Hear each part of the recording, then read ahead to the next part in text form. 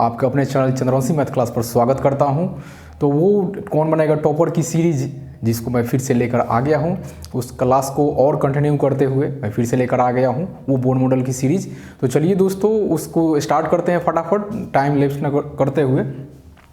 तो आज हमारा क्वेश्चन है कि अनुपातों A1/A2, B1/B2 और C1/C2 की तुलना कर ज्ञात करें कि निम्न रैखिक समीकरणों के युग्म संगत है या असंगत।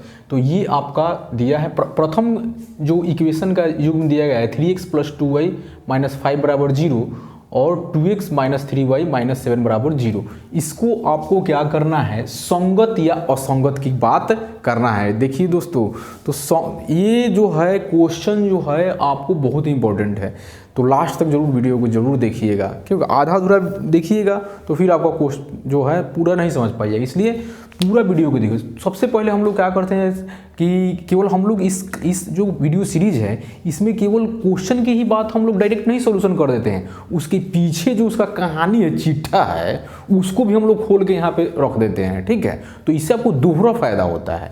एक तो क्वेश्चन भी आपका हो जाता है, साथ साथ थ्योरी भी आपको मिल जा रहा है, और वो भी आपको एकदम कम से कम समय में। ठीक है, तो फटाफट टाइम न बर्बाद करते हुए देखते हैं कि संगत और असंगत। तो सबसे पहले आप जानते हैं कि A1x + B1y + C1 = 0 और A2x + B2y + C2 = 0। यही दो इक्वेशन आपका रहता है, ये दो आपका युग्म है इक्वेशन का। समीकरण कितने युग्म है? दो युग्म है। इसी को रखते हुए आपको पता करना होता है कि संगत कौन है और असंगत कौन है। तो सबसे पहले हम लोग चर्चा करते हैं संगत की। किसकी चर्चा करते हैं? संगत युग्म की चर्चा करते हैं। तो संगत युग्म कौन होगा, है ना दोस्तों? ये संगत युग्म, देखिए एग्जाम में आपको ऑब्जेक्टिव में 1-2 क्वेश्चन तो इससे आपको रहते ही रहेगा, साथ में आपको 2 मार्क्स का भी रहेगा। ठीक है, तो चलिए दोस्तों, संगत युग्म कौन होगा? तो संगत युग्म वही होता है जो जिसका हल जो होना चाहिए, क्या होना चाहिए? A1/A2 बराबर नहीं है B1/B2। यानी ये जो संगत युग्म वही होगा जो इस फॉर्म में आपका आ जाए। किस फॉर्म में आ जाए? A1/A2 बराबर नहीं है B1/B2। इस फॉर्म में अगर आए तो हम लोग कह सकते हो कौन सा युग्म होगा? संगत युग्म होगा। यानी कि और इसका हल कैसा होगा? अगर इसका हम लोग ग्राफ की बात करें, इसकी ग्राफ की हम लोग चर्चा करें, किसकी चर्चा करें? ग्राफ की। तो ग्राफ कैसा होगा बताइए? ग्राफ इसका हो जाएगा प्रतिच्छेद करेगा, प्रतिच्छेद करेगा। ग्राफ कैसे करेगा? प्रतिच्छेद करेगा। और इसका हल कैसा होगा? हल बताइए क्या होगा दोस्तों? बहुत इंपॉर्टेंट है, इससे अक्सर आपको एग्जाम में ऑब्जेक्टिव पूछा करता है। कभी कभी तो ये फॉर्म भी पूछ देता है, पूछ देगा A1/A2 बराबर नहीं है B1/B2, तो इसका ग्राफ कैसा होगा? तो ग्राफ क्या होगा? प्रतिच्छेद करेगा। और हल पूछेगा तो बोलिए, हल पूछेगा तब क्या होगा? देखो एकदम ध्यान से देखिए, हल जब पूछे तो कहिएगा एक हल होगा। क्या होगा? एक हल होगा। क्या होगा? केवल एक हल होगा। क्या होगा? केवल एक हल होगा इसका। ठीक है, और उसी प्रकार से संगत में तो ये आपका हो गया। संगत में A1/A2 बराबर नहीं है B1/B2, लेकिन एक और आपका संगत हल होता है। ठीक है, जैसे कि A1/A2 बराबर है B1/B2 और बराबर है C1/C2। यानी कि अगर सब बराबर आ जाए तो बूझ लीजिए कि आपका हल कौन सा हो जाएगा? ये इसका हल ग्राफ कैसा हो जाएगा? ग्राफ अब जो है होगा वो आपका क्या हो जाएगा? ग्राफ कौन सा होगा? बोलिए, ग्राफ कौन सा होगा? ग्राफ यहाँ पे आपका हो जाएगा संपाती हो जाएगा। ग्राफ कौन सा हो जाएगा? संपाती। ग्राफ कैसा हो जाएगा? संपाती। अगर हल कहे तो बउआ क्या हुई बोलो?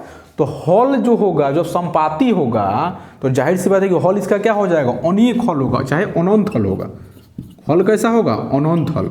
हल कैसा हो जाएगा? अनंत। तो ध्यान रखेंगे, जब ग्राफ प्रतिच्छेद करेगा तो उसका ग्राफ कैसा बनेगा? इस तरह से कहीं ना कहीं वो क्या करेगा? प्रतिच्छेद करेगा। लेकिन अगर संपाती होगा तो उसी पे आपका क्या होगा? ग्राफ बनेगा। उसी पे क्या आपका बनेगा?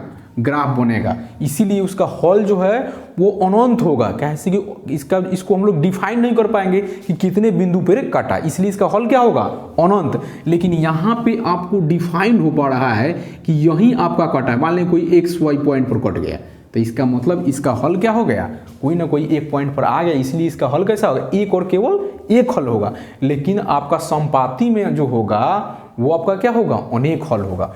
उसी प्रकार से एक और आपका हल होता है संगत युग्म के बाद एक होता है असंगत युग्म।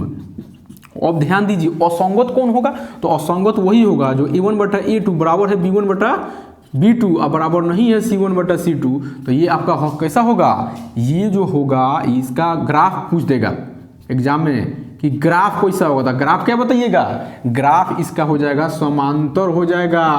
हल क्या हो जाएगा, कोई हल नहीं होगा। क्या होगा, हल कैसा होगा, कोई हल नहीं। हल कैसा होगा, कोई हल नहीं होगा। हल क्या हो जाएगा, कोई हल नहीं होगा। तो ये इस तरह से आशा करता हूँ कि आप लोगों को ये संगत असंगत का क्वेश्चन आप लोगों के बन जाएगा। और इसको फटाफट हम लोग कर लेते हैं। तो हम लोग जानते हैं कि सबसे पहले a1, तो a1 के जगह पे क्या है, 3 है, तो लिख देंगे 3। a2 के जगह पे क्या है, a2 के जगह पे देखिए कंपेयर कीजिए 2 है तो 2। फिर उसके बाद हम लोग करके देखते हैं b1 के जगह पे क्या है 2, अब b3 की जगह पे क्या है -3, उसके बाद c1 के जगह क्या है -5 और c2 की जगह क्या है -7। अब इस तरह से कंपेयर करने पर हम देख रहे हैं कि a1/a2, b1/b2 और c1/c2 इस सब आप क्या है एक दूसरे के क्या बराबर है, नहीं है, बिल्कुल बराबर नहीं है।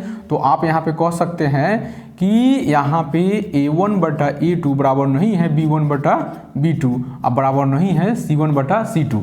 तो बताइए जब सब बराबर नहीं है, जब सब बराबर यहाँ पे नहीं है तो यहाँ पे हल कैसा युग्म होगा, बोलिए।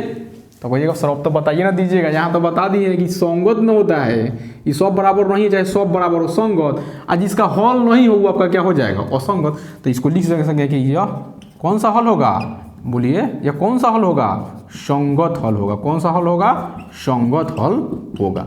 बस यही आपको क्या करना है, 2 मार्क्स के आपका क्वेश्चन पूछता है। बाकी इससे आपको 1-2 ऑब्जेक्टिव आपका हो जाएगा और इससे आपका 2 मार्क्स का हो जाएगा। ठीक है, तो चलिए दोस्तों, ऐसा करता हूँ ये आपका संगत असंगत का क्वेश्चन अब एकदम दिमाग में एकदम सेट हो गया होगा। ठीक है, तो ऐसे ही आप लोग वीडियो को वॉच करते रहिए, ध्यान से देखिए और अंत तक जरूर वीडियो को देखिएगा। और दोस्तों को भी कहिए, अब तो तैयारी में एकदम जम के एकदम उस पड़ाव पर लेके पहुँच जाएंगे हम लोग। ठीक है, थैंक यू दोस्तों।